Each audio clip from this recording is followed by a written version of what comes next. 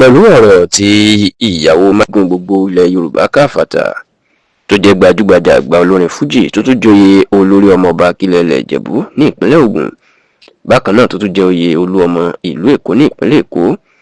èèyàn Alhaji Wasiu Ayinde Ọmọgbọ́láhàn anífowóṣe Marshal ẹni tí ó gba ìmọ̀ sí K1 the Ultimate ọ̀rọ̀ tí ìyàwó ẹ̀ arábìnrin Manuela Adérọ́pò Marshal ọ̀rọ̀ tí ó máa kọ sórí ẹ̀rọ ayélujára ó máa ti di awuyewuye táwọn èèyàn sì ń sọ pé pẹ̀lú ọ̀rọ̀ náà tó pa bí òwe ó ti fojú hàn báyìí pé ìgbéyàwó àárín wọn àti Wasiu Ayinde ó ti dàrú pátápátá o ẹ̀rọ náà ti wí pé láti ọjọ́ mélòó kan pàápàá láti àsìkò ìbẹ̀rẹ̀ ọdún yìí tí Alhaji Wasiu Ayinde tó ṣekú ìyá ẹ̀yún Alhaja Halima Anífowóṣe ó ní awuyewuye tí ń jáde wípé ìjà ṣẹlẹ̀ láàrin wọn àti Emmanuel Arọ́pò ìyàwó ẹ̀ àti wípé lórí àwọn ẹ̀sùn kan tí wọ́n ní Emmanuel Arọ́pò fi kan Wasiu Ayinde pé ìyá ọmọ ẹ̀ tó ti fẹ́ tẹ́lẹ̀ Títí Marshal òun fi ń pọ̀n òun lójú níbi ayẹyẹ òkú ìyá ẹ̀ àti pé Wasiu Ayinde náà rin àwọn àròkọ rẹ̀ nípa àwọn obìnrin tó ń kó èyí tí ò dùn mọ́ òun nínú òun gan la gbọ́ pé wọ́n ló máa ń fa wàhálà láàrin wọn tó sì jẹ́ pé láti oṣù díẹ̀ sẹ́yìn ni wọ́n ní Emmanuel Arọ́pò ó ti kó ẹrù kúrò nílé tí ò sí ní ọ̀dọ̀ Wasiu Ayinde ní Ìjẹ̀bú Òde mọ́ ṣáà bó tilẹ̀ jẹ́ pé awuyewuye ìròyìn ó ń jà ràn-ìràn kiri ṣùgbọ́n àti Wasiu Ayinde o àti Emmanuel Arọ́pò kò sẹ́ni tó lè fìdí ìròyìn yìí múlẹ̀ kò sẹ́ni tó fèsì sí i ṣùgbọ́n ọ̀rọ̀ tí Emmanuel Arọ́pò tó kọ sórí ẹ̀rọ ayélujára èyí tí tẹlifíṣàn Yorùbá Tòótọ́ bá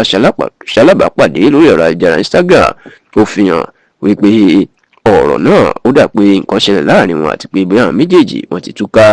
nínú ọ̀rọ̀ tí ó kọ sórí ẹ̀rọ ayélujára ẹni obìnrin náà ló ti kéde pé òun ti wá rò òun ti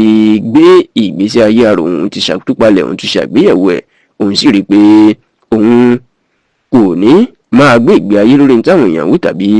ní tí àwọn èèyàn ń sọ ó ní ojú òun ti rí àti wípé àwọn nǹkan tí ò yẹ kóun ṣe àwọn nǹkan tí ò yẹ kóun faradà òun ti faradà ṣùgbọ́n ní báyìí ó lásìkò ti tó ó lóun ò fi ara da gbogbo nǹkan bẹ́ẹ̀ mọ́ òun ní báyìí òun ti gba òmìnira àti ìtúsílẹ̀ àti pé òun ti wá padà ní àlàáfíà báyìí